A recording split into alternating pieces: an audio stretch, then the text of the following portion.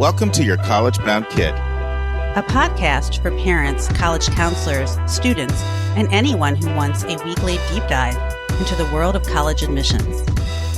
My name is Vince, and I've been doing admissions since 1989 and college counseling since 1998 in California. I'm Lisa, and I'm a clinical psychologist and college counselor. I have a daughter in college, a daughter in high school, and a son in middle school. After 30 years in Chicago, we recently moved to North Carolina. My name is Mark. I'm a college coach in Atlanta and the parent of two daughters. Karis, a graduate of Davidson College, and she is the founder of the Spanish tutoring company, SpanishHelpToday.com. And Joy has a bachelor's degree from the University of Georgia and a master's degree from North Carolina State University. She works in private practice in Raleigh as a mental health therapist. And I'm so blessed to be able to work alongside both my beautiful daughters at School Match for You, a college counseling firm that I founded in 2010. This week in the news, Vince and I continue our conversation about an article that appeared in The New Yorker entitled, How Rich or Not Rich Do You Need to Be to Get in the Ivy League by Gail Cornwell. Kids whose parents make $158,200 to $222,400 a year have the worst odds of acceptance. Vince has already described the article, and Vince and I will discuss whether we agree with the article. Part 2 of 2. A question from a listener is one Susan and I answer. It comes from Amy, and she wants to know, what are 3 or 4 tips that you have for homeschool students in the college admission process? And for our interview, it'll be part 2 of 2 as Lisa continues her interview with Scott Barnhardt about admissions for performing arts majors. And Scott, a former Broadway actor, will be sharing some tips for our listeners. And for our college spotlight, we have a whole new interview. Gil Villaneuva, the VP of Enrollment at Rhodes College. And you will get 2 interviews on this episode, as it'll be part 1 of 2 as Gil breaks down Rhodes College. You know, when I was working with the student yesterday, we were looking at sort of a mock application of a student where we were looking at their ACT score, and in the context of looking at that student and where they were coming from, Alabama, where the high school, where most of the students who took the ACT, the average score there was 20. This person got 31. That ACT and seen and viewed in that context show this student is what I call a unicorn. Like that's a great performance. And schools like Johns Hopkins or Carnegie Mellon, if they were reading the application carefully, they would say, wow, this person is really turned on the fire. This is a great match. Even though maybe their score profile says we need to have a 34 to 36, that particular student, GPA-wise, rigor-wise, test score-wise, shows great promise. That would indicate that they're a match. But I do believe that there's students who sort of underplay their ability to be successful in the admissions process because they have no idea that they're actually qualified. Yeah, exactly. So under matching, it's basically the student could have got into a lot more competitive schools than they ended up attending. All the research shows the overwhelming amount of undermatching happens in the bottom quintile, bottom quartile, or even the bottom decile, even bottom half of the socioeconomic spectrum, right? And you mentioned some of the reasons, but some of the other basic reasons are like somebody just looks at a sticker price and says, I don't have $90,000 and has no idea that there's need-based financial aid out there. Or they are one of the 5 children who experience hunger and malnutrition or abuse, or not knowing what it's like to have electricity or the internet, or they're living in fear of crime and can't concentrate in school. Now, that's not every under-resourced student, but it's about 1 in 5 in America, or just has no idea how to navigate submitting a CSS profile, all these different things that are hurdles along the way that keep them from submitting an application. Yes. So, yeah, whether they're the way you described it, where their performance may be under the school's norms, but they're a unicorn for their area, or they even have the scores that are even higher than the averages, they just look at the sticker price, or they don't know how to do it, or they just grow up in a community where everybody goes to the local school around the corner, or it's what everybody does. Right. And so they don't even think about these places, or they can't even navigate going far away because, they've never been away from home. And so all of that happens on the bottom here. So I think it's really, really unfair to imply that that group that makes 158 to 225 has it more difficult in admissions than all the research doesn't indicate that. If you actually look at who's at schools in terms of who's at them, the other groups are more underrepresented. Now they're looking at percentages of admission. That's because that group that makes 158 to, I think it was 223. I have it here. Exactly. Yeah. 222.4. 158.2 to 222.4. That group has the same aspirations as the one percenters. Yes, so they're thinking Gale, they're thinking Bowdoin, they're thinking Pomona. You know what I mean? They're thinking these schools, fill in your school, whatever, Chicago, Northwestern, Duke. They're thinking those schools where that bottom, however you want to slice it, like I said, quintile, quartile, decile, half, they don't even aspire. They don't even have any way of even thinking they'd go there. Now, I have to admit, Vince, when I read something and someone goes 0 for 20, the first thing that I think of is something that I experience all the time, which is people just don't realize what the competition is, how few spots are there and how many people are competing for them and how strong the competition is. People have a tendency to think, well, I'm a big fish in my own little pond. But they're not really, they're actually just not a competitive applicant in the whole scheme of things. But they have entitlement. Entitlement can come because of a high test score. Entitlement can come from a private school. How many times I've heard people say, I didn't pay all this money to go to my school, my local state school.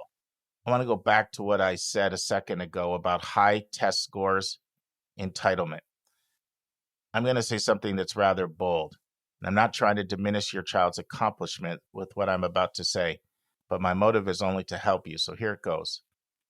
If you come from a highly resourced zip code, school, or home, no test score, no matter how high it is, no grade, no matter how high it is going to be enough to impress highly selective schools. There's just too many kids that have those credentials. So even in this article, I was seeing things that the person you were describing, advantages that they have that less resourced families don't have. And I think one reason I feel so passionately about this, I said this on the podcast maybe 3 years ago. If you look at all the people that I've worked with in the last 25 years, I really feel they equally fall into 3 categories. Because remember, I was at a CBO for almost 14 years. Right. Where most kids were Pell. So they equally fall into these 3 categories. Family incomes of under 100, 1/3. Family incomes of 100 to 4 in the 400s, 1/3. And family incomes maybe 450 and above, 1/3. So I feel like I have seen all of these groups in large numbers. And the top group definitely has the most advantages, but the middle group has way more advantages than it's not even a comparison. It's laughable. And you can even see it even in this article, because what did that person say? I talked to my counselor at my private independent school. That's normally maybe it's more of a sacrifice for you to come up with 30 grand or 40 grand tuition. And it's not as easy as the family that makes 750 to do it, but at least you're capable of doing it. So there's even a counselor there to begin with. There was even a private school to begin with. And then the person ended up applying early decision, which is something that very, very few under-resourced families do, unless they're they're in a CBO, or they're getting the counseling from somebody in a CBO that even lets them know that something like that's even possible at their income level. So inherent even in this story are all the advantages that come from somebody having around a couple $100,000 of income. So yeah, if you're going to compare yourself to the 1%, they have tons and tons of advantages over you. But if you're comparing yourself to some first gen, family in bad public school without resources to even travel to visit these schools, from my experience, having worked equally with all three groups, there's just not any comparison at all. The more I think about it, the title of this article makes my blood boil. I mean, cry me a river. It is articles like this that breed entitlement. They know this provocative title would get clicks because a lot of people feel this way because they're in total denial of their own privilege, and they have no idea how the bottom decile or the bottom quintile or even the bottom quarter lives. And a lot of people genuinely do believe that first-gen under-resourced kid has an easier shot at an elite college than they have. And the statistics of who gets in these schools make that really preposterous. I mean, what did Roz Chetty find after looking at 20 million tax returns? There are 38 colleges, all private, 5 in the Ivy League, that have more kids from the top 1% than the bottom 60%. So the facts just belie this perception. And I'm a little peeved, even pissed off at the title of this article, but it sucked me in, and hopefully it led to a provocative discussion. I had a great conversation with one of the giants in the profession at the College Board Conference in Orlando in 2022. And he said one thing to me I don't think I'll ever forget. He said, one thing that is great about our admission officers reading QuestBridge applicants is that the obstacles those families face are almost unfathomable. And a lot of our admission officers are middle class, and they've never been exposed to what these students have had to overcome. So it's actually making our readers better at reading files. And the next time a middle class kid says, my grade suffered because I had mono, he said, I say to my staff, take a look at what these first-gen under-resourced kids have overcome, like living out of a car, and see how that compares to a 1-month bout with mono. First group has the most advantages, the middle group has the second most advantages, and the last group has the least advantages. And that's why that group is often underrepresented. And it's an example of how you can't use stats because the statistic that they're using is the admit rates. But the reason why the admit rate is lower is because that middle group has the same aspirations as the top group. Yes. So they're throwing all those applications out there. Like they are, whether you want to call it educated or sophisticated or well-resourced, whatever term you want to use, they have enough of that they feel like I can apply to these expensive schools. Right. Or I'll play the merit strategy game. Maybe it's knowledgeable parents. Maybe it's a private school counselor. Maybe it's a knowledgeable uncle, aunt. Somehow they've learned of those schools. These are usually people that are going to camps and doing summer enrichment. These are usually people that can afford to do some enrichment, a decent amount of enrichment. It may be tough for them, and they may not have the 500,000 in the 529 plan like the top 1%. But to me, it was just how statistics can be misinterpreted. What are your thoughts? Well, it's interesting because I think near the end, you finally sort of get to the heart of it. You know, Amanda, you know, she has 2 more kids. She's really worried. And then it says in the last paragraph, she wishes the daughter Marie, the one who didn't have any options, although she goes back to saying she had 4 out of 20. So it wasn't like she didn't have any. She got into probably her likely options. She wished she had applied early somewhere. So there was definitely a disconnect between potentially what the school was saying and where they thought they had was the best match. And it was also sort of interesting that you see students trying or families trying to game this. They talked about families who were trying to increase from that particular income standpoint all the way to the top 1%, where they're moving families in high school so they can come from less attended states like Idaho or Utah or Wyoming or Montana. And I had, as the pandemic started, I had parents literally asking me that question. And I just was, what? You're going to like uproot the whole, and they could afford 2 households, particularly because the cost of living in the new place, they could I mean, it was kind of an upsell. Like they could live a better life in a state where things were less expensive. And then you have the article did a really good job on the other side talking about a student, Joseph, who's in the top 5%, African American. They got into Columbia and Boston College, and they were able to negotiate a larger financial aid package. So they ended up going to Boston College, because I'm sure Boston College, was really interested in having such a strong student. So I think you're right, Mark. It's a matter of perspective and opportunities, and I think it really comes down to, when you're building your list, are you looking for, and what I really thought I was hearing behind all of the mom's hand wringing was, I want a name school, and I should be able to buy that, like I have a lot of other things. Yeah, or my kid deserves to be in if they're, and if they're not in, then the system's unfair, right? Yes, yes, I mean, this goes back to the social psychology attribution theory, yep, which is actually, I've thought at some point about having a psychologist come on and talk about that, but it's a fascinating theory. It's like, if something goes well in my life, I get the credit for it. If something goes wrong in my life, it's somebody else's fault.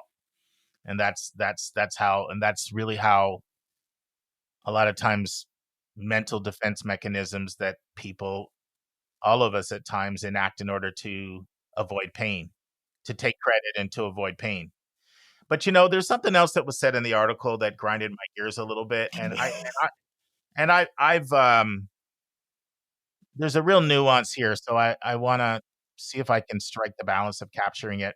yeah, Because I've been really transparent on this podcast before about the fact that if you're a Caucasian female or an Asian female or male coming from an overrepresented Asian community, that's not all Asian communities are the same. Some of them are underrepresented.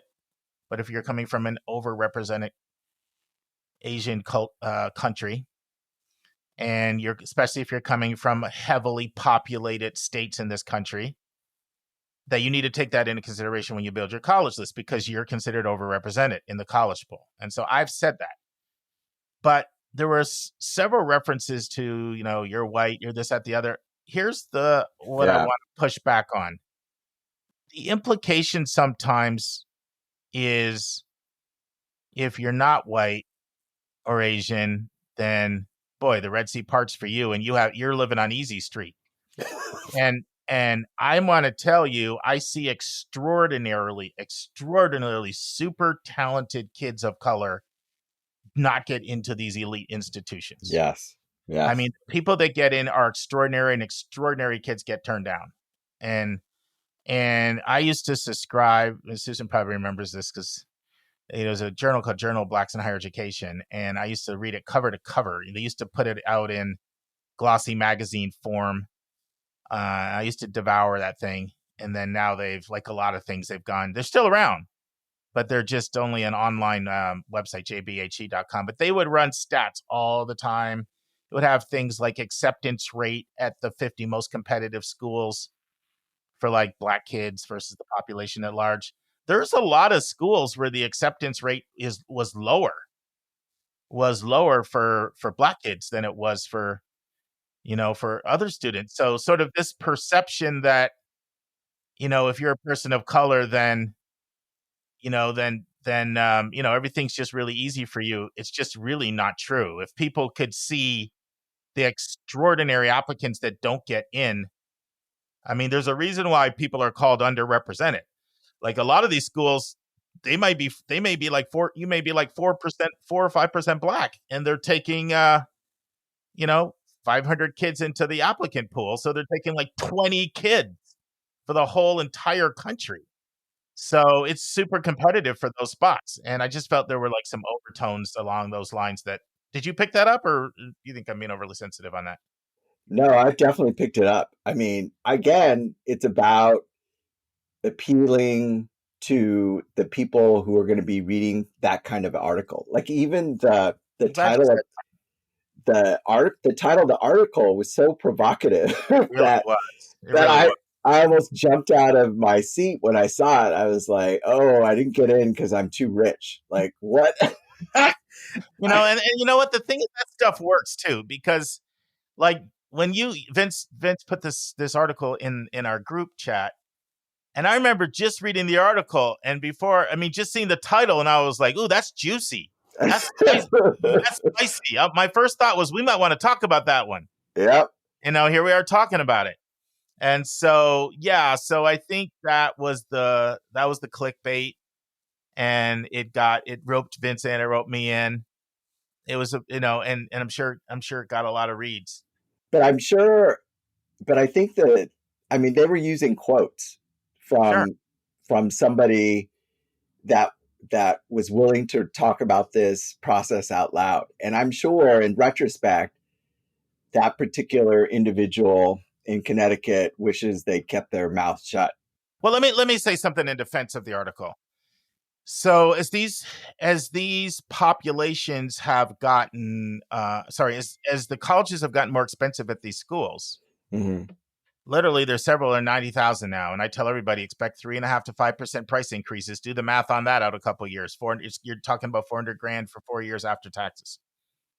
They have squeezed out a lot of families from feeling as if they can apply early decision, that are in it's not just that 158 to 224 range. I would argue that range would even be bigger than that. Mm-hmm. I agree. Because it depends on several things, right? It depends on the cost of living where you live.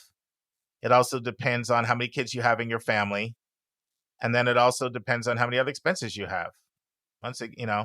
And there are just a lot of families. I had a family I did a session with last night. And I always have families, every single family I work with, I have them do like calculators so I can see if they would in fact qualify for need-based aid and how much, unless they just know right away, like, we're not qualifying for need-based aid, then I don't have them do that. And they're always shocked, right? So this one came back around 70, and the family just about had a heart attack. Who in the world thinks I can pay $70,000? So here's where I think, the article really was correct. A lot of families in that range, and like I said, it's actually a pretty big price range because of, like I said, how big is your family size? What's the cost of living where you live? What are your other expenses? And then sometimes that one kid wants to go to med school. I had a doctor family I was working with last year that had over 700,000 in the 529 for all the 529s combined for the 3 kids. Oh, wow. But then they said, if my daughter goes to one of these $90,000 type schools, yeah, she wants to be a doctor. And he was a doctor. He said, it's going to take all that money just for her, and I got 2 other kids. Right. And this was probably a family with, probably, an income probably north of 4. But they still didn't feel like they could afford to early decision to a $90,000 school, knowing med school was ahead, and I got 2 other kids. Right. So this is where that middle group does feel squeezed, and they feel they need to play the merit money game, which can take out a whole bunch of schools out of the equation for you. Once again, I would argue that that bottom population is they don't even know what this game even is to even be talking about it. The middle group knows it, but this is juxtaposing them to the 1%ers who can just ED, not a problem at all. And once again, I don't want to apply the same thing that I was talking about in racial terms too. There are a bunch of schools in this country that just because you apply ED, it greatly advantages you. Mm-hmm. But it's still really hard to get into places like Columbia and Duke. Oof. Duke had an effective 10% admit rate this year for EDU. They admitted it when they took out athletes and they took Questbridge out. There's a 10% admit rate, and guess what? I would love to know what that admit rate was if you took legacies out, because Duke's a big legacy school. Yeah. So I don't want to apply just because you apply ED. Oh, you're on easy street, but we know it is demonstrably easier. Right. Yeah. And it sort of makes me wonder too. I'd love to know what the 20 schools were and what the conversations were like with their counselor at school about, what the list looked like, because I mean, you could feel the heat from that comment. Well, this is just something, and I don't know how you handle this, Vince, but everybody's different. When I have a family I'm working with, they're going to know those schools are difficult to get into. I'd rather take people through that process of educating them so that they don't feel sucker punched in the gut when they get shut out at 20 schools. And I know not everybody operates that way. I actually have some school-based counselors that I partner with around the country, and they say they're happy to refer people to me because they know that I'm going to get in there and I can be bad cop and let families know how hard some of these places are, so that to make their job a little bit easier, so that they don't feel like when the school counselor says that, the family thinks, oh, you don't believe in my kid. I'm always going to have those difficult conversations with families, because what my experience is three things. One, you're going to miss out on really great options if you fixate on this really narrow band of schools. Yeah. And I find time and time, again, families come to realize once they go through that painful surgery process, they're like, wow, these other schools are incredible. Right. Secondly, I'm always thinking about the kid's self-esteem. And if the kid's going to get shut out at all these schools, I was talking to a family I worked with last year, and I'm about to start working with them for their second kid. And I was having a conversation with them, and their first kid ended up getting in his ED, and he's happy and everything. But I was saying, I don't think it's healthy for kids to get shut out at 20 schools like that. And I was saying, people think they can handle that, but usually they can't. It leads to really bad mental health. And I was saying this to this mom, and you know what she said? She said, Mark, I'm a publisher and I submit novels. And I'm devastated when I get rejected 20 times in a row, and I'm in my 50s. So how's a 17-year-old supposed to handle that, So that's the second reason why I'm going to take people through that process, because I don't think it's healthy. Right. I don't think it's healthy for their self-esteem. And then they're going to lose out on other options. So a lot of times I take people through a very, very painful emotional process of being really honest with them about their chances. And it's not easy, and it's not fun for any of us. But at the end of the day, they come out stronger. They come to appreciate other schools. And guess what? And that doesn't mean that they don't take some shots at some schools, but they honestly know what their chances are. Right. And you know what? If they end up getting in one of those ones that didn't look likely, they can very easily emotionally adjust to that positive emotion. Yes. From my experience. So I've tried this over and over again, and I've had some of the most incredibly difficult, painful conversations. I mean, I had a conversation last week, and I said, it was the list rollout. And I was like, I set up a meeting ahead of the list rollout. I talked to the dad, and I said, I don't know how I can be honest with you and not devastate your daughter, because every single school that she's given me that she's interested in does not look like it is a likely school from the research and the data that I have. And it was incredibly important for the student to go to one of those schools. And so I don't know how I can strike that balance between honesty and not deflating her.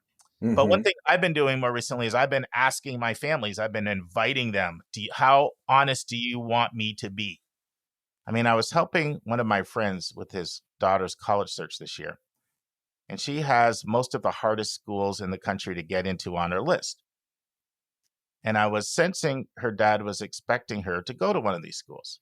I mean, she's really, really strong, but no one can expect to get into all of these Reach for All schools. And at one point, my good friend, the dad, said to me, I'm going to start calling you the Grim Reaper. But 30 days later, he said, I had no idea how much things have changed since the 90s. I don't know what your thoughts are, but I'm going to have those tough conversations. And I do have to question, look, there are families that just don't listen. So maybe this counselor did have those conversations and the person just didn't listen. but I do everything I can to not have a family be totally blindsided for both the self-esteem reason for the kid and also because they're going to miss out on some incredible other options if they fixate on these unlikelies. Absolutely. Yeah, I think you raise so many good points, and that's why I think it's really important to help the family understand, especially when you're doing the first student, because I think they don't have that perspective. They don't realize that. I remember a family I had last year, the student that I worked with, their child had not ever been denied anywhere from anything. And it just came down. Everyone, that's not true. In America, they had like 3 good options, and then they now are studying in Europe. But they had never gotten a no, and it was really challenging. Like I had the parents ask me, I had the student ask me separately because when I told them, they couldn't hear what I said, and then in the summer we had that discussion again, and it was great. They heard me that time. It was these things were problematic. But I think you're right. Nobody has any idea what it's like to hear 16 no's or 14 wait lists. I don't think it's healthy. I also don't think it's healthy to be so risk averse that you're so afraid of failure that you don't take some shots at some places. And I actually don't mind when I always say to people, listen, I'd rather you apply to this school than go through the rest of your life wondering what if. Right. Just scratch that itch. But I'm going to tell you, like from my experience, I haven't seen students with your profile be successful here. And I just want you to be prepared. And it is my experience that when people are prepared, they do handle it better than if they're not prepared. Right. But it's hard to take one after another. And a lot of times families actually think that they don't realize how hard it will be, because I'll have that. People say, I'm already in Florida State, so I may as well take a shot at like these other schools because I have 2 options here. And their whole list is that way. And they're well-intentioned. They just haven't been through it. But you also brought a good point up. When it's that second sibling or that third, a lot of times the parents are a lot more knowledgeable and savvy. Yeah. Because they've been through it. And it's not anybody's fault. It's just a supply and demand issue. Like I'll often say to people, I don't think you would judge yourself as a success or failure because you don't get a gold or silver or bronze at the Olympics. Amen. Or you don't even make the Olympics. Yes. But you're setting yourself up. And, and Andy Strickler said this in my interview with him, from Connecticut College. He said, I feel like we're erecting a standard that's pretty much impossible for people to live up to. Right. Well, it was interesting. I had a student, I went and watched him play basketball recently, and he has really tough standards for himself about the college process. And I said, I saw your team. I saw you, you made like 50 shots, probably 35-40% made it in, but I don't see you like saying, you're not valuable as a human being, where literally I'll hear the comment, if I don't go to these schools, I'm not a valuable person. I was like, wow. I had someone say to me the other day, maybe about a couple of months ago, and this is someone that wanted Ivies and all that. And there were schools on the list like Boston College, Vince, that were on there, Richmond and schools like that. Good schools. And the student said, if I have to go to schools like that, I may as well not even go to college. If that's the standard you're creating for yourself, you really, really, really are going to have a hard time. And when I hear that 20% got into none of them and all this stuff, there was something that was amiss there between the qualifications of the student and the schools that they were applying to. Yeah. That person didn't get the message. And I don't know anything about that situation. So I'm not faulting the counselor. I'm not faulting anybody. All I know is schools do what's in their best interest. And if it was a competitive applicant, they would have got in. There were just better applicants that met the needs of the institution. And somehow that message never got down to the student. Yeah. And with that, I have to go. There you go. Awesome. All right. Vince got to jump into a counseling session. Thanks, my friend, as always. All right. Take care. Appreciate you, brother. All right. And now it's time for a question from one of our listeners.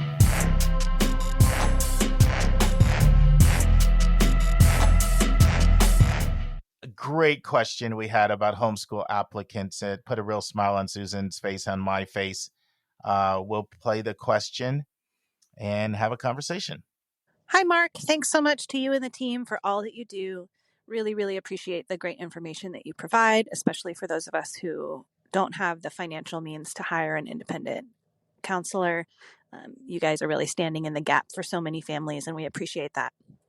I wanted to call in with a question. I know it has been a while since you have done a podcast specific to homeschoolers and the college admissions landscape. I would love to ask you and the team to potentially present maybe the top 3 to 5 ideas, tidbits, recommendations that you can think of for homeschoolers specific to college admissions in the current climate. Maybe they're things that you've heard come up in from admissions departments directly, or things that you're hearing at conferences for counselors, or maybe it's from your experience working with homeschool clients directly. Would love to just hear what would be your top 3 to 5 insights or recommendations for those families bold and crazy enough to homeschool a high schooler in today's landscape. Thanks so much for all you do. We really appreciate it. So, Susan, I thought of a few things. 3 things popped into my mind that I would think of in this case. I think one you may not agree with, but we're different people. That might make for some lively conversation, but I think... I bet I can guess what it is, Yeah, too. You probably can. But why don't I say my 3 first? Yeah, and then you sure. can give me some commentary and then add anything else you would say. So one thing I would say is a lot of schools have a section on their website about homeschool applicants. And you want to go to that because they can have some real specific guidelines on their admission section. And I would even go so far as to say, if you don't see that, look at some other schools. I realize you have to be careful with that because what another school might like may be different than your school. But there's some really good advice out there regarding homeschool applicants. Obviously, it's going to be best if it's the school that you're specifically looking for. So that's one thing, is look at that section, FAQ section, if they have that on their website. Another one, and I'm drawing off students I actually worked with. You don't want the mom to be the primary rec writer for the primary counselor rec.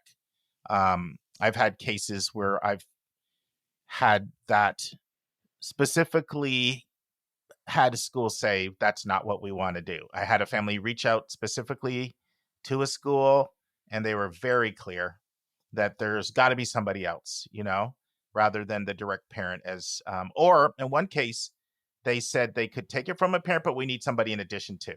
Right. So that would be my second one. And then the third one is, I'll say it in a way that's not too controversial.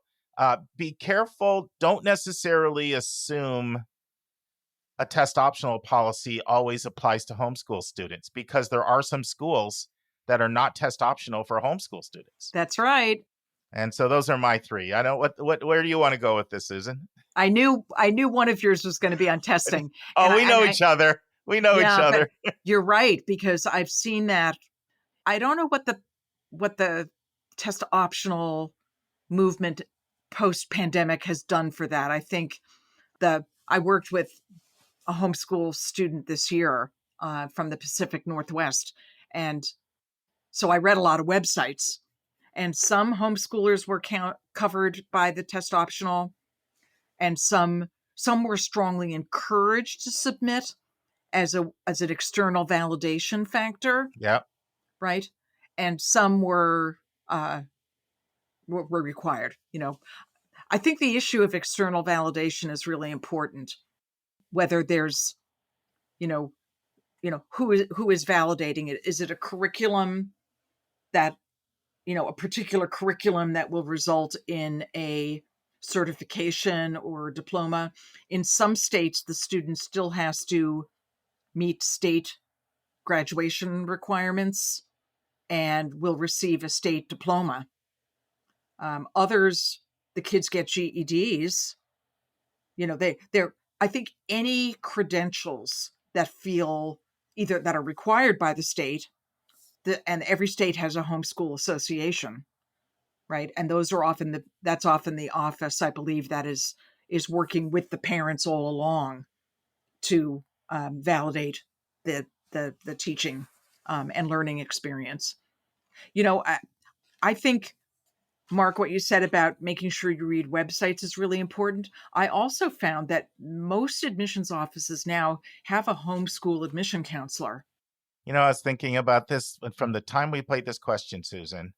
I was thinking, what a great interview we need to do. We need to do an interview with a homeschool contact in the admission office at a school and go into this, because homeschool's growing and there's lots of different models out there. It's not just the mom teaching the kid. I mean, you have some pretty elaborate networks now where they, that have developed over the years that are quite sophisticated. And I always get excited when we bring brand new content we've never had before, as opposed to the same thing a different way. Sure. And we have not had an interview on that. And while in the question they asked for our opinion on, 3 or 4 tips, I felt implied in the question was, I'd love to have a little bit more homeschool related content. And what better way than to get a specialist in an admission office who works with homeschool students. I've already got something like that lined up for transfers. The same thing. We've never actually had a specific interview with a transfer specialist, which is an extremely common position within the admission office for someone to be, or even more than one person, depending on the size of the school, to be on the transfer team. Absolutely. I think that's a great idea. I think one thing that all colleges will agree on with homeschoolers is they look for socialization.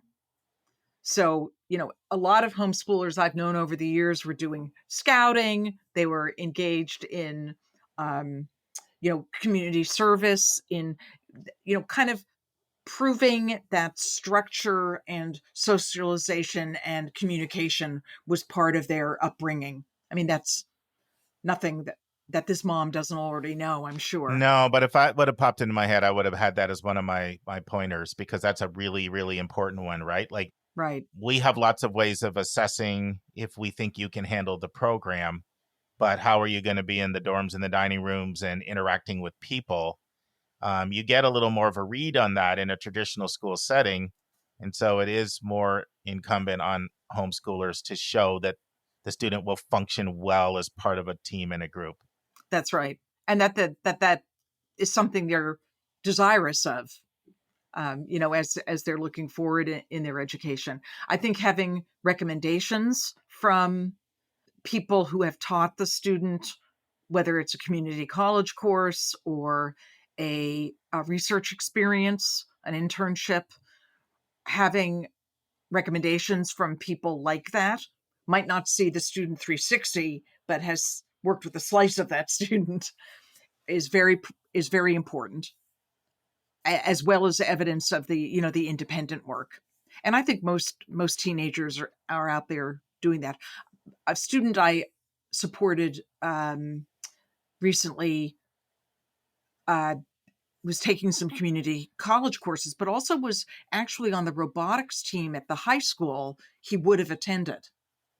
So that apparently is fairly common, that kids that are being homeschooled are eligible to participate, whether it's in some sports or in other activities at the high school.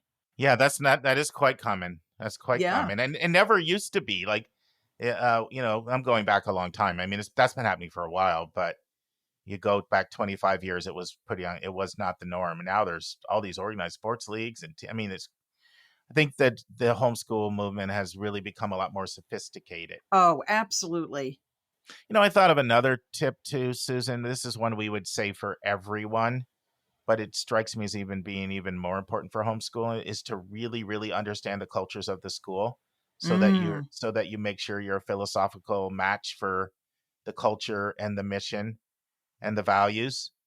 I mean, that was something we would say to every student. So part of me feels a little uncomfortable singling out homeschool students, but I say that because there is a homeschool student. It's not all, but there is a homeschool student that pulled out of sort of traditional mainstream culture because of strong disagreements with that culture.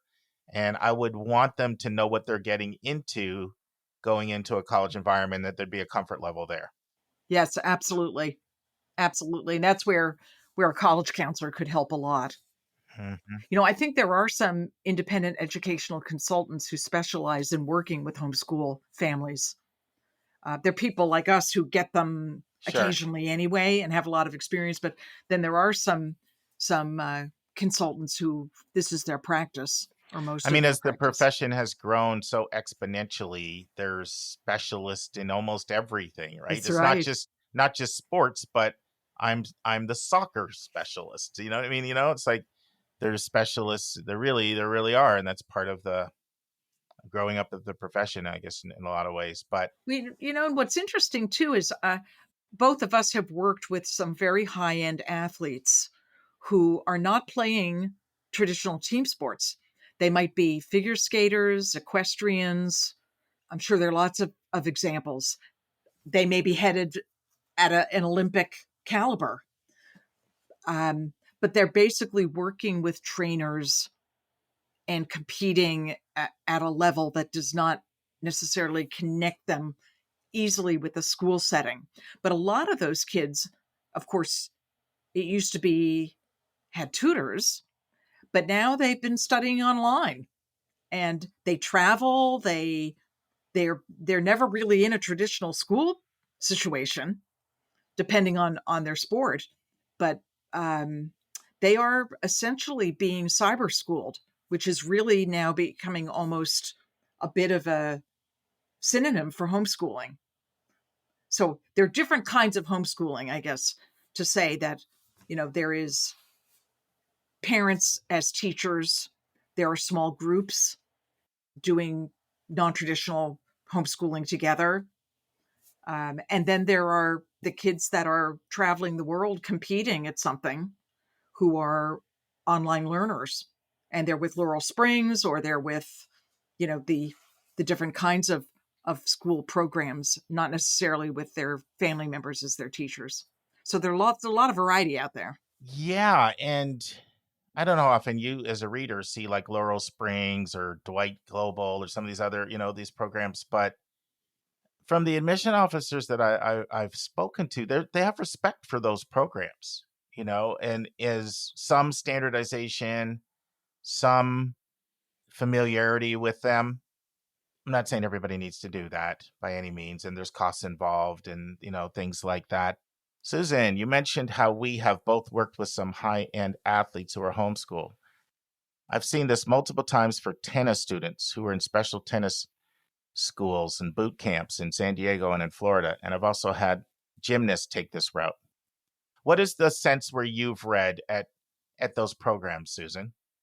Because I've heard them spoken about in ways where they're respected and people feel like they can get a good read on the curriculum to do an academic evaluation.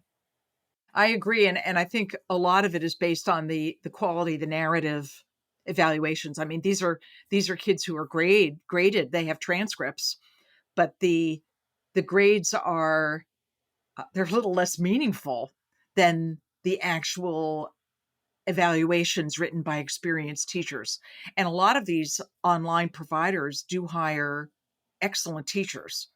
Some of them are retired after long careers of classroom teaching, and others are teaching remotely for all sorts of reasons. But they're very good providers, and you do have a good feeling about what the student is like. And it's always a little hard to, of course, because often you are focused. Also, some kids who've been chronically ill and have been in and out of school have the support of online providers, like Laurel Springs. So it's really a holistic evaluation of that student.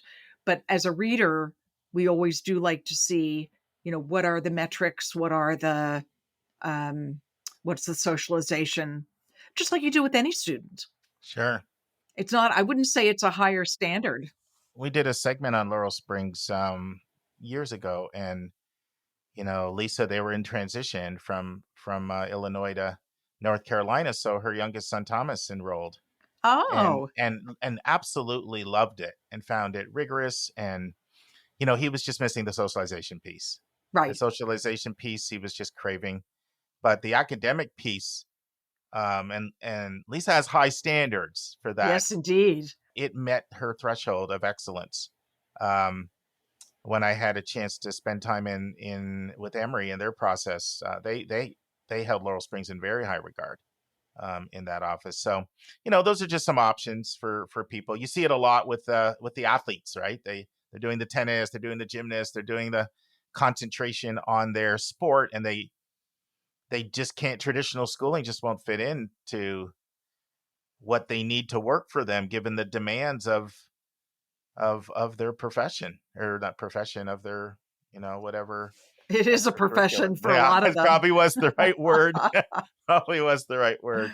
Absolutely. But the caller should be so proud of her, of her child, and understand that colleges have huge respect for kids who have learned in a different way.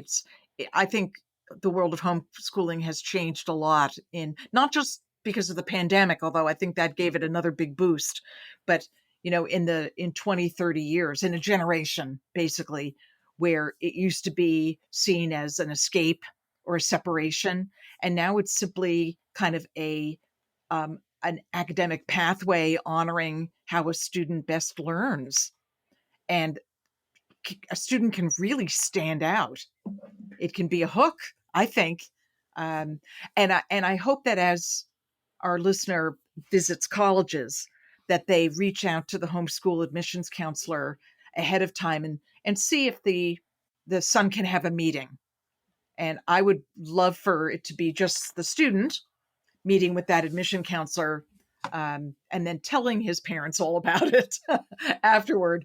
But, kind of getting right there up close and personal early in the process and establishing a relationship with that person, I think would be enormously helpful.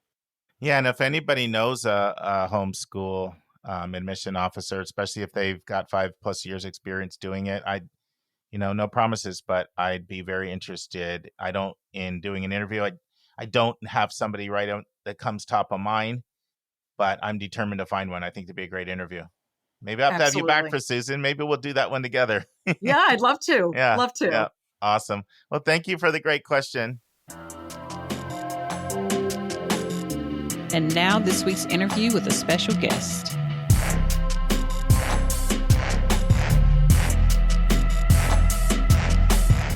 Friends, in part 2 of Lisa's interview with Scott Barnhardt, we start out by talking about what goes into preparing for an audition. Then Scott gives a timeline of when everything needs to be completed for performing arts majors. Scott answers the question, do BA programs require auditions? Scott tells our listeners, when do students actually get admitted into the actual program? Scott shares some of the hidden gem schools that students should be considering, but they often go overlooked. And Scott shares his 80-20 rule, which I love, and I think I'm going to start borrowing it from him. Then Scott shares his best advice for parents and students and college counselors. And finally, Lisa puts Scott on the hot seat. Listen and enjoy. And that's probably the biggest mistake I see families and students walking into this process is they're walking in waiting for the school to validate them as an artist. And a school is not a gatekeeper to that. That is internal. That is only you. So realizing that, I could go to community college and train privately, right? I could go work with a literal Hollywood coach or a Broadway vocal coach for the same cost. Like, there are so many ways to slice and dice this, that you can negotiate your way to a lot of ideas. And especially for any price conscious families out there, it's really understanding the investment and really understanding, if there are limitations. Creatives live for a limitation. Put me in a theater, give me $100 and a ball of twine, and we'll figure something out. We'll put on a show. That is what we do. So living within limitations isn't a bad thing, and it shouldn't be considered. And I watch families sort of presume on some level, if they can't afford a private 4-year institution, then they are limiting their child's dreams. And it's just not true. It's just not true. And the students have to be trained in that regard too, is to realize, nope, there are many ways towards this goal. So if a student, let's say, wants to be on Broadway, and you're on Broadway, so you can probably speak quite well to this, they don't look at your college resume and be like, oh, look at that A, this kid got in tap dance 3. I mean, they want to see what you do, right? I mean, they're not looking at your educational history. And there is truth that there are certain schools that have very strong industry pipelines. There are schools like, University of Michigan and NYU, Boston Conservatory. There are schools that are known for their sort of pipeline. And what I always say is a college might get you in the door. It might open a door or two. But at the end of the day, when you're in that audition, it's what do you deliver? What can you do the job? And again, it goes back to in terms of this consumerism, you bring a skill set to a show. Does your skill set fill what the show needs? It is transactional. So in that, it's always trying to get people to realize no one cares where you went. They just care, can you do the job? Mm-hmm. Mm-hmm. Yeah, and I think having families realize that'll also be really great. So what kind of preparation do students have to put into these pre-screens and auditions? That sounds really time-consuming and expensive. Is that okay? Yeah, there's a lot. I mean, for example, I'm very well versed in sort of musical theater. And it's sort of musical theater, I always say, is like the gauntlet. It's the most intensive of the art forms out there, I think. Outside of maybe filmmaking, where you often have to create unique films for applications. But for musical theater, we'll use this as an example. You have to have at least two contrasting songs. So with that, it's actually sometimes, depending on the requirements, 2 to 4, because you may need a post 1970 song and a pre 1970 Broadway song, and they need to be contrasting. So maybe one up tempo, maybe one ballad. So with that, you're really looking 2 to 4 songs. You're looking for 2 to 3 60 to 90 second monologues. 2 of those contemporary, post 1900, sometimes post 1940 or 1950, and then 1 classical, pre 1900. So that's intense. Just already that alone, and filming them. I like to say have students film at home because you have more chances to do them. There is something to hiring someone and setting up your shots in a studio, but then you're on a clock. You're sort of on a timer to get the shot and to get a good take. And I think that's actually harder than it sounds. So I often have clients work on takes over the period of a month, 6 weeks, where we'll try different things, even from afar, and we'll talk about what's working, what's not, and strengthen their takes as they go. There's then a dance component often where you have to film a choreographed dance up to 60 to 90 seconds. And then the added piece is the wild card, where you then have to do, I always say it's like MTV Cribs. It's like a Dear Diary video diary. It's like, hey, this is me. It's something that has nothing to do with your life as an artist. And that I actually really enjoy because you can really be creative. You can have a ton of fun with that. But it also stresses people out because it's like, I can do anything. What do I do? So all of those things have to be prepared, as well as an artistic resume, as well as any additional artistic supplemental essays that can come along. So on top of what any STEM student has to do, then all of this has to be added. So timeline-wise, I like artistic students to have a running list by May, June, like a strong, close to final list. Prepping materials over the summer significantly, like choosing all of your materials by June and July, and then start filming as early as September for those November 1 deadlines.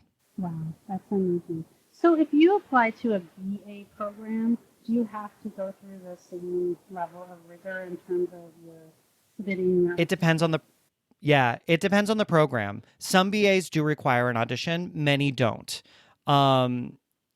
So it really sort of varies. And then there's also some BFA programs that you don't get into until your sophomore or junior year, where you apply as almost like a regular regular admit student, and you're sort of automatically joined in a BA or a certain kind of BFA program, and you're not inducted into the BFA performance track until you've gone through a certain amount of classes, so there are some different options, but there are, like, the UCLA BA in theater program does require a pre-screen, and then sometimes an interview. So they don't necessarily have in-person auditions, but they do have sort of an interview process. And I think of like a school like my alma mater, Wagner College, which is a BA, which does require an audition, but there were no pre-screens. So it varies. And often with the BA programs, there is an audition for additional merit scholarships. So some of the schools that I love, University of Northern Colorado, I've had a lot of students go there. I also like them because they have a theater education program, as well as a BFA in musical theater, and there are ways to double major in both. I'm also a fan. I love two professors who are at this school, Northern Michigan University, which is way, way up in Northern Michigan. I mean, it's almost off the map, Northern Michigan. But Jimmy Ludwig and Kristen Beth Williams are Broadway veterans that are at that school, and I would send anyone to train with them. So the fact that that's just like one of those places that to consider, to like highly consider, because there are great people teaching there who can teach you the skills that you're after. I also love adding University of Utah to people's lists. It's got a big school vibe. It definitely has like the football games, the huge school atmosphere, and they have a really lovely theater program that is very open access, lots of opportunities. They also have a theater education program that is lovely. I had a student who went from the BFA in musical theater to theater education because she was drawn to it. And I had another student who was at University of Utah who's worked in 4 or 5 professional productions at Pioneer Theater, which is a professional theater that is on campus. So it's a great opportunity. And because it's also part of WUI, the Western Undergraduate Exchange, the tuition is chef's kiss in comparison to a lot of the other options. For in-state here in California, I think the hidden gem that people don't consider is Chico State. And Chico State has a really interesting history with theater, and I love shouting out Chico State. That's fabulous. Those are some great tips. So we always ask guests on the podcast what advice they have for parents, students, and for college counselors. So let's start off with parents. What advice do you have for us parents? For the parents, I would definitely say let the student drive this. Like, this should be, I always say 80-20. 80% should be driven by the student, 20% by, coaches, parents, counselors. If it's not at that ratio or thereabouts, pump the brakes. And it's okay to pump the brakes. You're not in a rush. And I know there is just this feeling, especially in some like competitive schools, the keeping up with the Joneses about where you go to school or getting that Instagram post. I really say, really listen to your student. Are they ready for this? Are they ready for this next step? And especially for the creative students, really consider what are your multiple options. And you get to be the modeler of, can they be stoked about this? Can they be stoked about a community college option? Can they be stoked about a straight to industry option? Be teammates. So that would be my biggest advice for parents. Yeah, that's great advice. Let's take a break to learn about Mark's recommended resource for the week.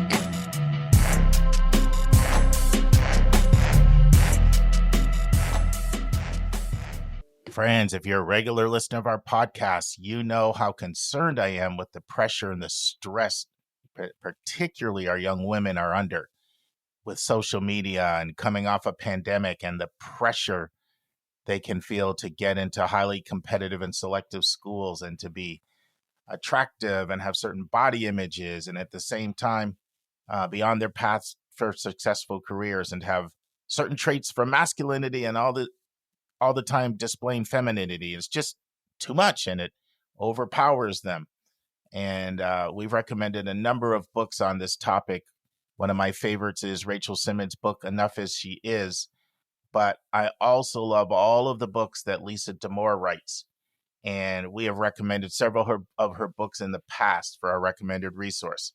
We've recommended her book, Untangled, guiding teenage girls through the 7 transitions of life. We've recommended her book, Under Pressure, another classic book that she wrote that I think is absolutely a must read. Well, now she's come up with a new book, and it's a recommended resource for episode 405, and it's called The Emotional Lives of Teenagers, Raising Connected, Capable, and Compassionate Adolescents. It just came out in 2023, and like all her books, it's an incredible book, and she just writes with a sense of urgency that we're losing our kids with their fraught emotional lives. And friends, I have another recommended resource for you this week as well.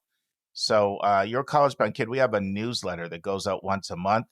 And Linda compiled a great resource for anybody interested in computer science summer programs. And if you just go to yourcollegeboundkid.com, sign up for the newsletter, that will go out on Monday, and you'll get a great list of very affordable programs that deal a range of things from coding to a number of other aspects of areas that would be of interest for a computer science student. So those are recommended resources for episode 405.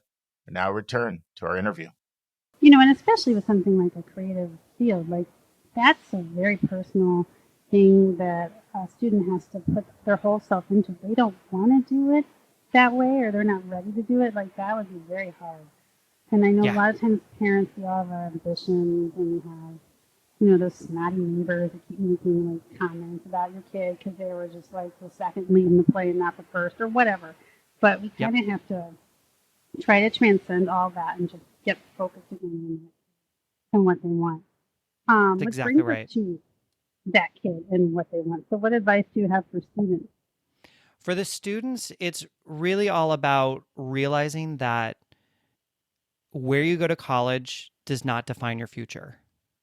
Like, that should be the mantra before every audition, before clicking send on every application. It's not to say that you shouldn't want it. It's not to say that you shouldn't work hard for it. But it's so much about being an artist is about process and honoring your process and figuring out your process. So the same happens here. And with that, it's also letting them know this is a subjective field. There is bias in this field. There is implicit outward bias in this field, and you are actively stepping into that. So with that realization, in order to keep your autonomy and keep your power as an artist, you really do have to realize that you will be okay if you get a rejection. You'll be okay if you get an acceptance. Your job is just to figure out the next right step, regardless of what happens. And that, it's always the biggest aha that I get from students and clients once they're in college. I got the greatest email from a former student. I think it was his second semester at Texas State in their musical theater program, which is also a great, great program. And he wrote me, Mr. Barnhardt, dude, it's just more school. I was like, you're right. It's not a magical unicorn. It's just more school. Oh, that's great. And I love hearing that it's just a place to learn. It's that it's really not as high stakes as it is, even at those industry pipeline schools. It's not some secret sauce. It's just more school. That's a great thing. All right. So what about for college counselors? What should we be thinking about or doing? Yeah, I think for the college counselors, I feel like when you deal with a creative student, find the yes and.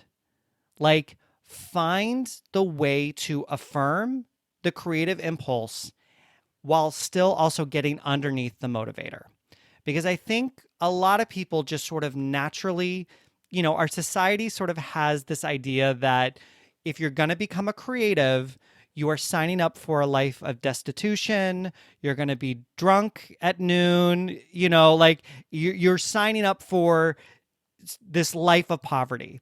And we know that's actually not true. And in fact, the skill sets you learn in a creative major are very often now the skill sets that are becoming the most desirable in a world of AI. You're looking for people who can read context clues. You're looking for people who communicate well, who have empathy, who have the ability to see through data in a compassionate, empathetic way. So try not to get to the finish line of like, but getting on Broadway's hard. They're just signing up for a selection of courses. So I think some counselors, maybe not, it's a bit of a generalization, but I think they fear what they don't know in terms of creative majors. And they know it's competitive and it gets overwhelming. So they can sometimes, maybe discourage that pursuit. But that being said, it's finding the yes and sort of figuring out the pathways and the actual matches for a student, and fully acknowledging there's some specialized information in this particular world that would be worthwhile seeking out those who have that information. Mm-hmm. Absolutely. Well, listen, this has been amazing, but you're not done yet because no guest of the College Sound should really gets to get away without being on the hot seat, where we get to learn more fun facts about you.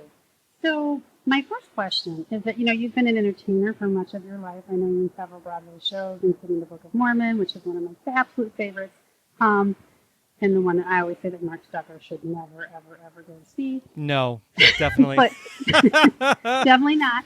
But what do you like to be entertained by? What do you do to get your own artistic fix? Oh, that's such a good question. The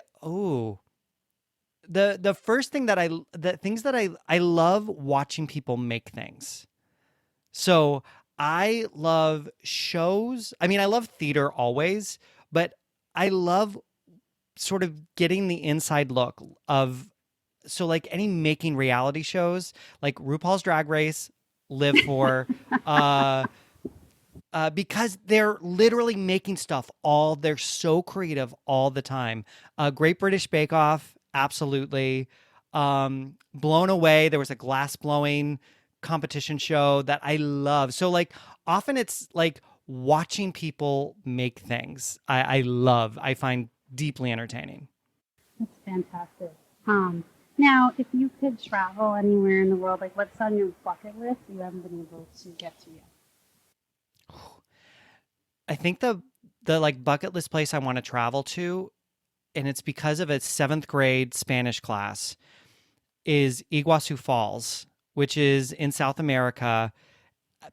I literally learned about it in 7th grade and have always wanted to go, and that's still on my bucket list. Yeah. My rest of my family has gone. I didn't get to go because we all went to Argentina to visit our old babysitter, and I had to stay with the babies. In Buenos Aires, no! But they loved Iguazu Falls. They said it was absolutely mind-blowing. But if you do go, Luciana, our old babysitter, lives right near there, and I'm sure she'd be happy to show you around. She is fabulous. I'm going to look you up when we're ready to make those travel plans. Lucy spoiled us for all babysitters. When she went back to Argentina, we could never find anyone as good as her again. Oh, my gosh. So, and then what's the latest good book that you've read, or the recent, most, not necessarily the latest, but the recent vintage that Yeah. you've read? So this is for any business solopreneur people out there. I mean, this is this is little nerdy deep cut, but Profit First by Mike Michalowicz. It changed the game for me in terms of how I look at my numbers, how I look at my budgeting, and it was literally a game changing book in terms of figuring out how to start my own business. That's so interesting. And so what is the elevator pitch? Like, what one sentence summary of what his point is? So it's basically a way of accounting where you literally separate every dollar that comes in into 4 separate accounts. Your taxes, your profit, your owner's compensation, and your operating expenses. And so you build out a sort of percentage and map it out. So you can literally look at the health of your business every time you look at your bank account. And I love that you can truly see how you're doing and where you need to shore up, where you need to fix things. It's a really smart way to just look at numbers and know, like, oh, this was a slow month, and it's not theoretical, it's literal in your bank account. And it's been so helpful for me. No, I'll have to check that out, because that sounds like, when I think about like bank accounts and, I'm not a numbers person, but I think that I could get my mind around, categories and I think that's why I liked it too, because I can get into a spreadsheet. Don't get it twisted. I do love a spreadsheet. I literally have on my desk, keep calm. I have a spreadsheet for that from a parent who was very happy with some of the spreadsheets I gave. But I think because it's such a snapshot, it's such an easy way to digest the information that you thereby make good business choices because of that constant flow of information. That's fantastic. Well, you have just been chock full of great advice, knowledge, wisdom, and wit. It's been such a pleasure having you here on the podcast. Oh, this has been a delight. Thank you so much for having me. I love this podcast. You guys are doing great work.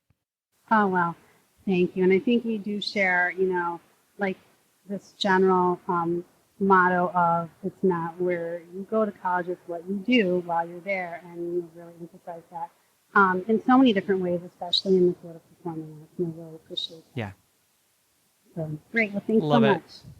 Thank you. And now it's time for our College Spotlight of the Week.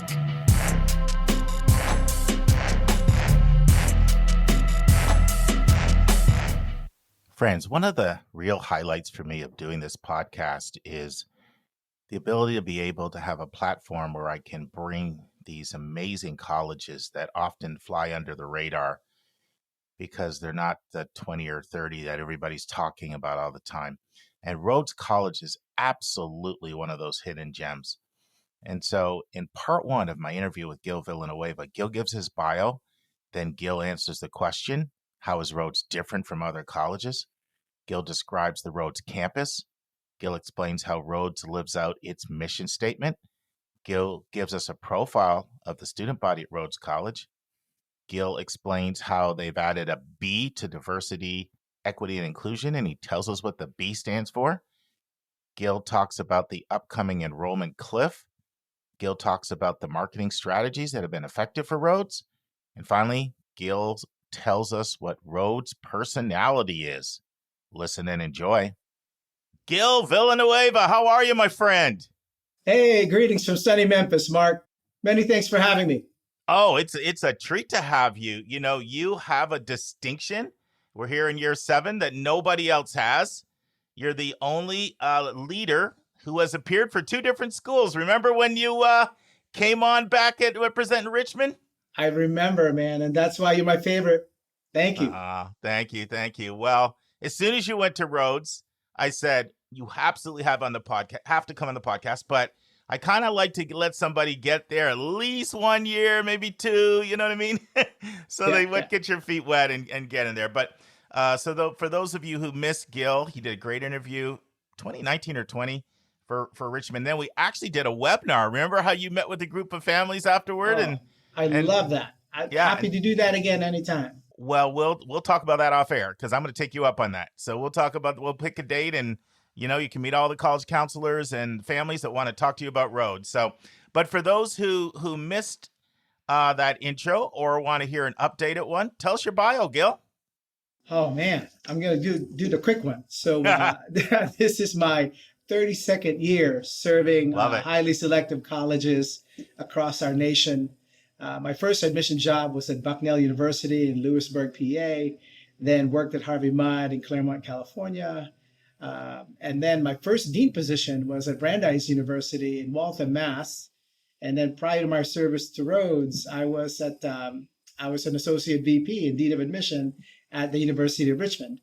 I mean, to say the least, I feel so fortunate to be a higher ed professional. I get to help students and families from many backgrounds and work side by side with incredible educators like you. I mean, who would have thought that a low-income immigrant from the Philippines would be in a position to serve all these great institutions and serve in national committees and even serve as the chair of the board of directors of the Common App. So I'm just a lucky person. Thank you, Mark. Oh, my pleasure. And Gil is the VP of enrollment. He's also the dean of admissions. We love having guests on that have been at lots of schools like you, Gil, because we just think it gives you perspective. Gil and I have kept in touch off air too. And so it's a real treat for me to be able to have him back on from Rhodes. And I decided to take Gil up on his offer. He will be taking questions from our listeners on any topic on Zoom for 1 hour on Sunday, March 3rd from 9:30 to 10:30 Eastern Time, 8:30 to 9:30 Central, 7:30 to 8:30 Mountain, and 6:30 to 7:30 Pacific Time. And that sign-up form will go up on Friday. So if you're listening on Thursday, just come back and check tomorrow, and you'll see the sign-up form. Just go to yourcollegeboundkid.com/events, and you'll see the Rhodes question and answer session. Gil, so let's say you're in Los Angeles. You had to go back to Harvey Mudd because it's been so long, and you catch an Uber, and you start a conversation. Hey, Gil, what do you do? And you tell them what you do, and they say, Rhodes. What is Rhodes, and how is Rhodes different from other colleges? What are you going to say to the Uber driver? I'm glad you asked that because sometimes I do get that. They think, so you're ready. They're like, is it the Rhodes Scholarship? Like, no, not the Rhodes Scholarship, not affiliated. But we do have wicked smart students that end up getting the Rhodes Scholarship. But anyway, I tell them that, with over 70 majors, minors, and programs, Rhodes is really, truly one of the best national liberal arts colleges in the U.S. We have an incredibly diverse student body from 48 states, 63 countries. And being one of the few national liberal arts colleges located in a major city, our students have an advantage because we're located in Memphis, which is one of the most iconic cities in the United States. We have Fortune 500 companies, we have Fortune 1000 companies, there's St. Jude Children's Research Hospital, so many nonprofits, and in fact, one of the highest per capita in terms of nonprofits, other businesses. We have professional sports, fantastic nightlife. The food here is incredible. I mean, the barbecue is out of sight. We have great culture. We have all Broadway shows, outdoor fun. So really, in my opinion, students and faculty and staff really benefit from where we're located. So it's really a great place. And if people want a small liberal arts science education that's interdisciplinary, that's got a strong sense of community, that's residential, that trains the mind how to think critically and effectively communicate in speaking and writing, and they want to be in an urban location, it's a short list of schools, right? It's a pretty short list. You don't have a long list to choose from. So that immediately does separate yourself. Now, you commented on something early, or you said something about the campus, and I can't let that go because, and I've said this on the podcast before, your campus is stunning, breathtaking. So describe the campus, because that's one of the first things that's going to just jump off the page for anybody looking at Rhodes, in my opinion. Oh, man. Let me tell you, I've always believed in that saying that beauty is in the eye of the beholder, but breathtaking is really a good word to describe Rhodes. This collegiate Gothic campus has always been ranked as one of the most beautiful college campuses in the United States by Architectural Digest. The Princeton Review named Rhodes the #1 most beautiful campus in America not too long ago. And while many colleges, universities use brick and white trim, which is kind of that kind of cool colonial look, Rhodes, with this collegiate Gothic, actually uses quarried rock, slate roof tiles, copper fittings. You walk into this campus, it's about 123 acres. Again, that's a lot, right? Being in a city, and it has this really nice, beautiful park-like atmosphere. And so I truly feel, fortunate to be in this campus. We work very, very hard to make sure that people understand it's not just the beauty of the campus. It's really, again, all the things that are happening inside the classroom. You have wonderful faculty who are all about you as a student, trying to meet you where you are each and every day. So it's a great place to be. And I hope, listeners, come visit and come look for me. I'm the only bald Asian man here on campus. And the only one that's that funny too, I would add. Funny looking, maybe. Before we got on, Gil was like, please don't tell me this is video. I don't want to see my bald head. And I'm like, Gil, you look very distinguished with this suit and tie. You don't look like you've put a pound on, by the way. So that barbecue may be good, but you're doing something to burn it off over there. Listen, my friend, I put on 16 pounds since we moved to Memphis. My wife tells me barbecue once a month from now on. Because I was eating it every week because there's so many barbecue joints here in Memphis. Awesome. So Gil, I want to talk about your mission statement because it's a pretty distinct mission statement. I want to read it and then ask you a couple of questions. So it says, Rhodes College's mission statement is to graduate students with a lifelong passion for learning, a compassion for others, and the ability to translate academic study and personal concern into effective leadership and action in their communities and in the world. So that's great. But I have a question. How does Rhodes instill compassion for others? And then after that, I'm going to ask you, how does it graduate students that translate their academic study into personal concern and effective leadership in their communities? But let's start with the first one. How does Rhodes instill compassion for others?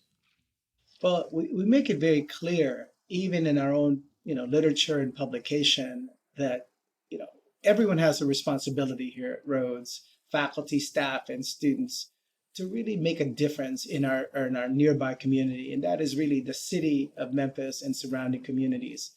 And there's so many wonderful things to be able to be part of, to contribute to. And I mentioned earlier, we have over 11,500 nonprofits here in Memphis. And I believe it's actually one of the top, if not the highest, per capita in the United States. And that tells our students and faculty and staff that, what you do will make a difference. And we have summer fellowships, for instance, that enable our students to live here on campus and during the summertime make that kind of difference. And they're going to be supported by the college each and every day to do that kind of good work, to understand all the different things that are happening here in the city of Memphis and what your role might be, from understanding, okay, well, what is it like to be in a food desert? What is it like to handle, let's say, graduation rates in the local high schools and how we can impact that? That is something that's important to all of our faculty, staff, and students. But I applaud our students because it's something that they take on and they understand that this is important. We don't have a mandatory sort of expectation, but it's something that we instill in our students. In fact, during orientation, one of the first things that they're going to do is actually visit the National Civil Rights Museum. And it just gives them a sense of understanding, and to understand also the role that Memphis plays, within the context of history. So that's something really key for us. In the end of the day, Mark, we want our students to be intellectually ready, leadership ready, graduate school and work ready. And this is why we really put a lot of premium in making sure we meet our students where they are, we meet their needs. If they're thinking about research with faculty, maybe doing their own study, perhaps pursuing some kind of work opportunity, or even doing some kind of work or experiential learning while they're studying abroad.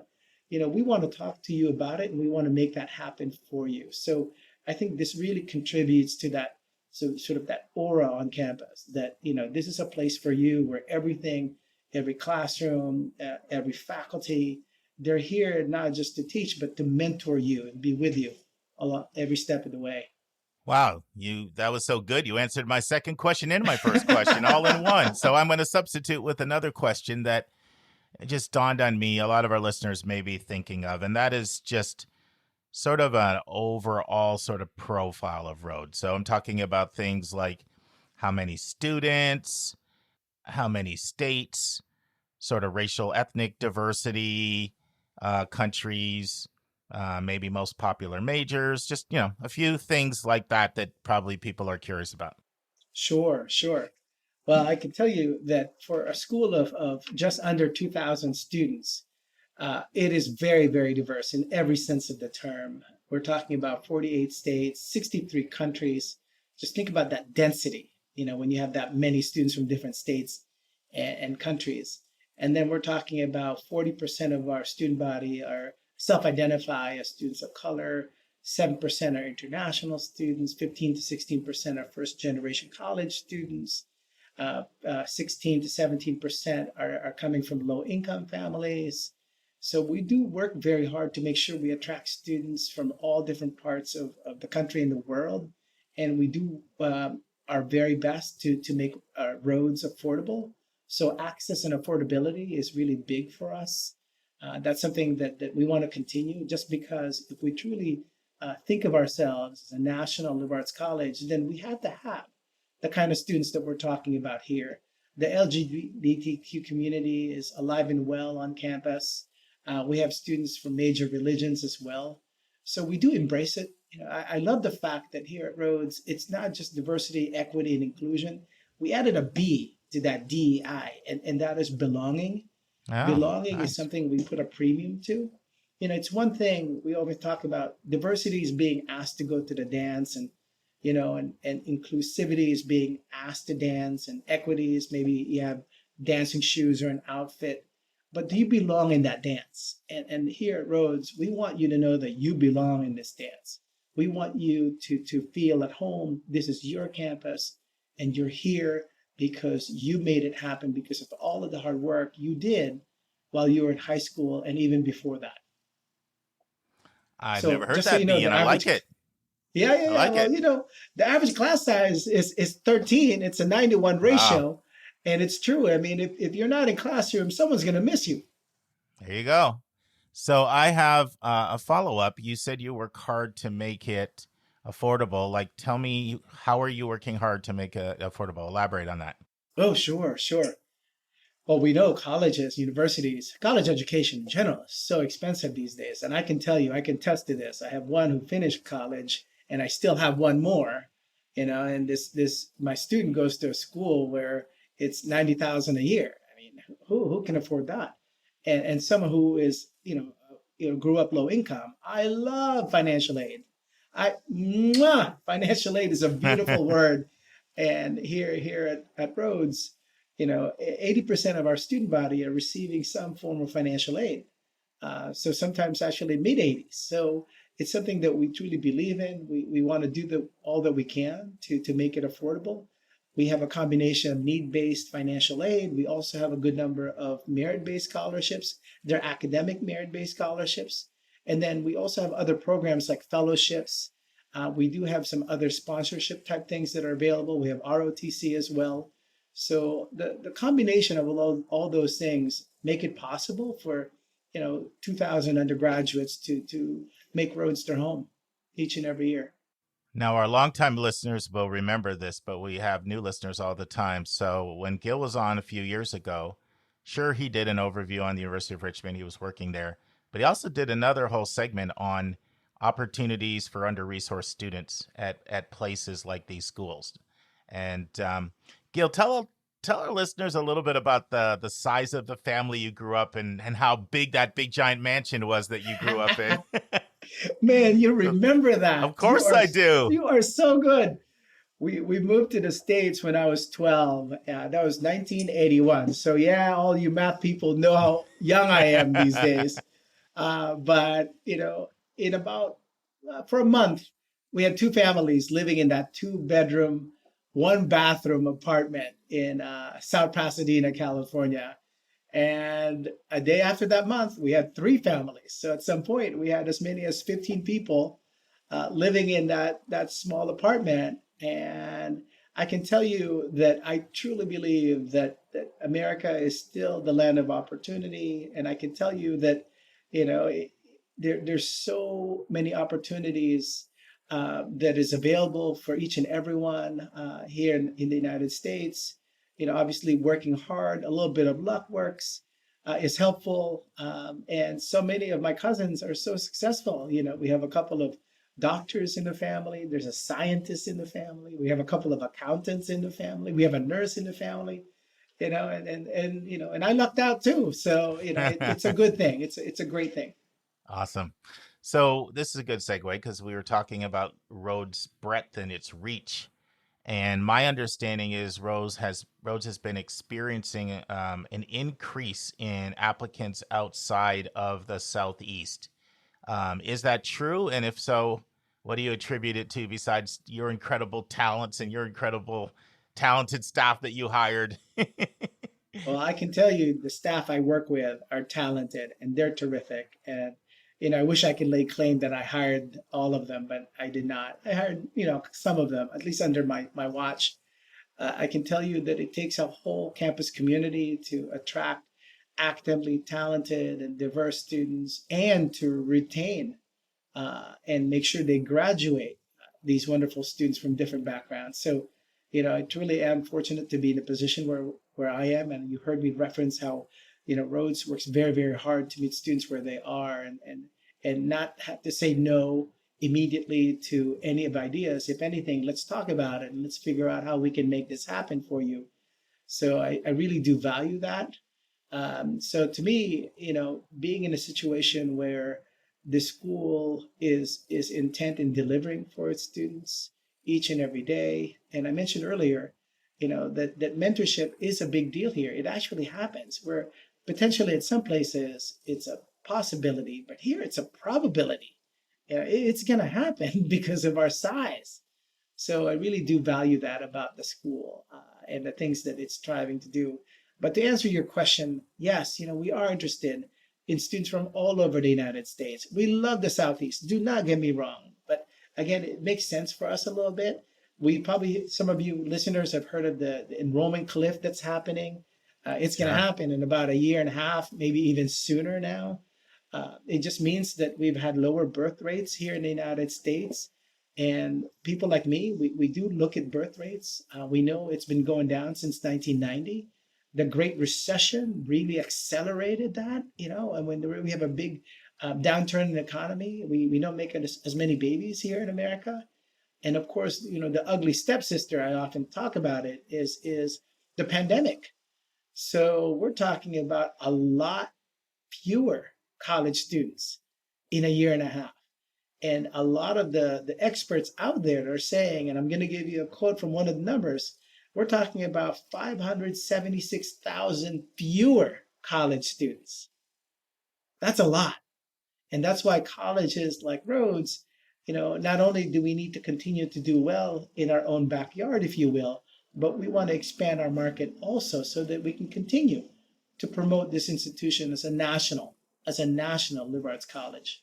I said national twice, just for emphasis. It's all good. It's all good. Gil, what methods have you found have been effective at reaching people sort of outside of the natural geographic scope? Like, what's working for you? Well, we do a fair amount of marketing. Sometimes that's an ugly word in our world, but we do a lot of marketing to young people to talk about what Rhodes is and what it offers and what they can certainly benefit from while they're here and after graduation. We do that we can to do that from an electronic or digital standpoint. We do it also from your old school pamphlets and brochures and literature. The other thing that we're doing is actually, again, trying to meet students where they are. We're actually traveling more these days. When the pandemic lifted, it allowed colleges to resume your typical fall travel, spring travel, some light summer travel. Well, this past fall, we stepped on the gas pedal, and we've already exceeded past years' activities in terms of hitting the road and visiting high schools and meeting with them, in coffee shops and trying to answer their questions via email or at night. So all that we can, so that people understand, what our value proposition is here at Rhodes. I see potential for a flyer there. Rhodes on the road. Come and meet you. I love that. I love that. I won't name the movie, but you all know what we're talking about. So Gil, one of our listeners actually sent this question in, and I love it. And it simply says this: every college has a personality. Describe Rhodes' personality.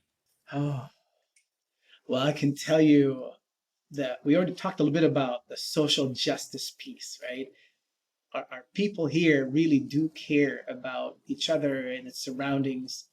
We want to make a difference, but there's a palpable intellectual feel for the campus. There is a certain amount of vigor that is kind of palpable, that people here, as they say in other parts of the country, they're wicked smart, right? But they're not in your face about it. They're really kind and friendly. But you can tell that, people here are deep thinkers. People want to know answers. People want to engage in good dialogue. People do want to make sure that they understand who they are and understanding, their own beliefs and how that might be different from others. So I think that sort of gives you a sense of the place. It is a place that wants to have fun also, don't get me wrong. We do really excel, and we have varsity sports here, and we do truly embrace the scholar athlete model. And we love winning, which is always good. And I'm so glad that we do very well within our conference. We are a Division III institution. So we compete in that level and in athletics. We have 120 different clubs and organizations, sometimes 130. If you think about that number in relation to just under 2,000, that's actually a lot of clubs and organizations. So for us, we want our students to be active, and of course they want to be active. They want to go ahead and do their thing. But I think being in Memphis also helps quite a bit, because at some point, you just want to maybe get off campus and do something completely different. Maybe you're an outdoorsy person. Well, guess what? We have Shelby Forest right here. We have Shelby Farms.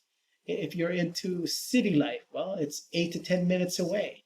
Maybe you want to watch an off-Broadway show. Maybe you want to watch the Memphis Grizzlies. So there's a lot of those different opportunities. I mean, right across the street is one of the largest public parks in the United States. It's Overton Park. And Overton Park has a golf course, very cheap, everyone. Even if you're not a good golfer like myself, you can't say no to $10 to play golf. You can't beat that, for 9 holes, right?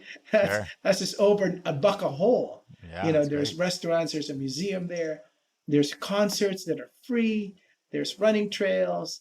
So I feel like, our students do benefit, again, from being where we're located, and vice versa, right? Because I think Rhodes does much to impact the city. So, our students are busy in general. They're very busy people. Friends, this concludes the first part of my interview with Gil Villaneuva on Rhodes College. We hope you join us next week for the final part. Friends, on Monday's episode, Julie and I continue part 2 of our conversation about Dartmouth's decision to return to test mandatory admissions. And in part 1 was tame, part 1 was chill, part 1 was mellow. But to use Julia's words, this one gets spicy. You're going to want to check that out. And then Andy Borst is back, but it's a whole different topic. Over the next 2 weeks, he'll be talking about Why are students leaving the North, the West, the Northeast, the Midwest, and heading to the Southeast? We'll go through all the reasons that so many schools in the South are experiencing a surge of interest in Southern colleges. And friends, remember, hard work beats talent when talent refuses to work hard. See you Monday, friends. And that's our show. A big thank you to you, our listeners, for tuning in this week. If you find this podcast helpful, please follow us and you'll get every single episode as soon as it is released. If you're interested, there are a few ways you can really support our podcast. You can click the share button and send it to your friends and acquaintances. You can help us pay our staff and our expenses by donating on our website. You can write a review for us on Apple or Spotify. I'm the producer of the podcast, but we have a fantastic team of 15. Shout out to our co-host, Dr. Lisa Ruff, Dr. David Williams, Linda Depker, Susan Tree, Vince Garcia, and Julia Esquivel. And to our substitute co-host, Sylvia Borgo. Our sensational sound engineer is Nemanja Motvich. Our amazing music is from Victor Allen Weeks. Marketing designs are from Kimberly Blass. Lily Parikh manages our Instagram. Our image editor is Talha Khan. Joyce Ducker does our website episode updates. And our webmaster is Stylianos Dimitriou. And if you want to have a coaching session with Lisa, Linda, or me, just text me at 404-664-4340. If you have a question you want us to answer, or if you have a recommended resource or article you think we should discuss, just send it to questions@yourcollegeboundkid.com. Our favorite method is for you to record your own voice at speakpipe.com/YCBK. By the way, check out our website where you'll find lots of content that is not on any podcast app. Our website is yourcollegeboundkid.com. If you want to learn about other hot admissions topics, follow us on Twitter at YCBK Podcasts. We think of you as our listening family, and we look forward to meeting again with you every single Monday and Thursday.